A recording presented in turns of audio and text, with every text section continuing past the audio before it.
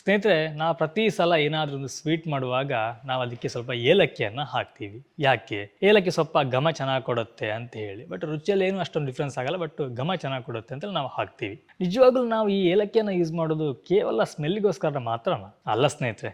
ಈ ಏಲಕ್ಕಿಯ ಉಪಯೋಗದ ಹಿಂದೆ ಒಂದು ಆರೋಗ್ಯದ ಕಾಳಜಿ ಸಹ ಇದೆ. ಈ ಏಲಕ್ಕಿಯನ್ನು ನಾವು ಸೇವನೆ ಮಾಡೋದ್ರಿಂದ ನಮ್ಮ ದೇಹಕ್ಕೆ ಅನೇಕ ಆರೋಗ್ಯ ಲಾಭಗಳು ಸಿಗುತ್ತೆ. ರುಚಿಯಲ್ಲಿ ಸ್ವಲ್ಪ ಸಿಹಿ ಇದ್ರೂ ಕೂಡ ಇದರ ಸೇವನೆಯಿಂದ ನಮ್ಮ ಆರೋಗ್ಯಕ್ಕೆ ತುಂಬಾ ಬೆನಿಫಿಟ್ಗಳಿದೆ. ಕೆಲವೊಂದು ಆರೋಗ್ಯ ಸಮಸ್ಯೆಗಳನ್ನ ಗುಣಪಡಿಸುವಂಥ ಅದ್ಭುತ ಶಕ್ತಿ ಈ ಏಲಕ್ಕಿಯಲ್ಲಿದೆ. ಎಲ್ಲರಿಗೂ ಏಲಕ್ಕಿಯ ಪರಿಚಯ ಇದೆ. ಕೆಲವರಿಗೆ ಅದರ ಸ್ಮೆಲ್ ಇಷ್ಟ ಆಗಲ್ಲ, ಕೆಲವರಿಗೆ ಅದರ ರುಚಿ ಇಷ್ಟ ಆಗಲ್ಲ, ಹಾಗಂತೇಳಿ ತಿಂದೇ ಬಿಟ್ಟಿರ್ತಾರೆ. ಸ್ನೇಹಿತರೆ, ನೀವು ಕೆಲವೊಬ್ಬರು ಹೇಳೋದನ್ನ ಕೇಳಿರ್ಬೋದು, ಊಟ ಆದ ನಂತರ 1-2 ಕಾಳು ಏಲಕ್ಕಿನ ತಿನ್ನಿ ಅಂತೇಳಿ.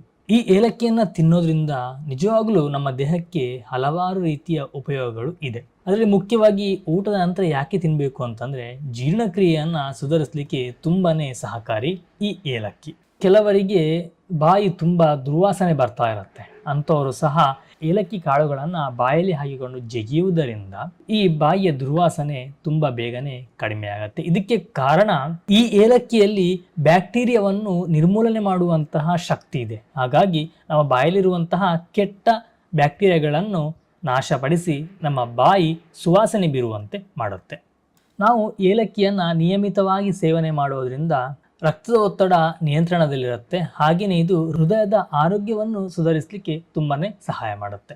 ಒಂದು ವೇಳೆ ನಮಗೆ ಏನಾದರೂ ಮಾನಸಿಕ ಒತ್ತಡ ಇದ್ದರೆ ಅಥವಾ ಮನಸ್ಸಿನಲ್ಲಿ ತಳಮಳ ಏನಾದರೂ ಇದ್ದರೆ, ನಾವು 1-2 ಕಾಳು ಏಲಕ್ಕಿಯನ್ನು ಬಾಯಿಗೆ ಹಾಕೊಂಡು ಜಗಿಬೇಕು. ಈ ರೀತಿ ಮಾಡೋದ್ರಿಂದ ಮಾನಸಿಕ ಒತ್ತಡ ದೂರವಾಗುತ್ತೆ. ಹಾಗೆಯೇ ಈ ಏಲಕ್ಕಿಯಿಂದ ಬರುವಂತಹ ಸುವಾಸನೆಯಿಂದ ಮನಸ್ಸಿಗೆ ವಿಶ್ರಾಂತಿ ನೀಡುತ್ತೆ, ಒತ್ತಡವನ್ನು ಕಡಿಮೆ ಮಾಡುತ್ತೆ. ಹಾಗೆಯೇ ಮನಸ್ಥಿತಿ ಸಹ ಸುಧಾರಣೆಗೊಳ್ಳಲಿಕ್ಕೆ ತುಂಬಾ ಸಹಾಯ ಮಾಡುತ್ತೆ. ಇನ್ನು ಕೆಲವರಿಗೆ ಗ್ಯಾಸ್ಟ್ರಿಕ್ಕಿಂದಾಗಿ ಎದೆ ಉರಿ ಬರುತ್ತೆ. ಅಂಥವರು ಈ ಏಲಕ್ಕಿಯನ್ನು ಸೇವನೆ ಮಾಡೋದ್ರಿಂದ ಹೊಟ್ಟೆಯ ಗ್ಯಾಸ್ಟ್ರಿಕ್ಕನ್ನು ನಿವಾರಣೆ ಮಾಡಬಹುದು, ಎದೆ ಉರಿಯನ್ನು ಸಹ ಶಮನ ಮಾಡುತ್ತೆ. ಈ ಏಲಕ್ಕಿಯು ಮನುಷ್ಯನಿಗೆ ಮಾರಕವಾಗಿ ಕಾಡುವಂತಹ ಕ್ಯಾನ್ಸರ್ ಸಮಸ್ಯೆಯ ವಿರುದ್ಧ ಹೋರಾಡುವಂತಹ ಗುಣಲಕ್ಷಣಗಳನ್ನು ಹೊಂದಿದೆ. ಚರ್ಮದ ಭಾಗದಲ್ಲಿ ಉಂಟಾಗುವಂತಹ ಗೆಡ್ಡೆ ಕ್ಯಾನ್ಸರಿಗೆ ಒಂದು ಒಳ್ಳೆಯ ಪರಿಹಾರ ಅಂತ ಹೇಳಲಾಗುತ್ತೆ. ಸ್ನೇಹಿತರೆ, ಇದ್ರ ಬಗ್ಗೆ ಸಂಪೂರ್ಣ ಮಾಹಿತಿಯ ವಿಡಿಯೋವನ್ನು ನಮ್ಮ ಫುಡ್ ಮೀಡಿಯಾ ಯೂಟ್ಯೂಬ್ ಚಾನಲಲ್ಲಿ ಹಾಕಲಾಗಿದೆ. ನೀವು ಅಲ್ಲಿ ಹೋಗಿ ಈ ವಿಡಿಯೋವನ್ನು ನೋಡ್ಬೋದು. ಲಿಂಕನ್ನು ನಾನು ಬೈದಲ್ಲಿ ಕೊಟ್ಟಿರ್ತೀನಿ ಅಥವಾ ಫಸ್ಟ್ ಕಮೆಂಟಲ್ಲಿ ಪಿನ್ ಮಾಡಿರ್ತೀನಿ. ಇದೇ ರೀತಿಯ ಯೂಸ್ಫುಲ್ ಆದಂತಹ ಮಾಹಿತಿಯಾಗಿ ನಮ್ಮ ಪೇಜನ್ನು ಫಾಲೋ ಮಾಡ್ಕೊಳ್ಳಿ.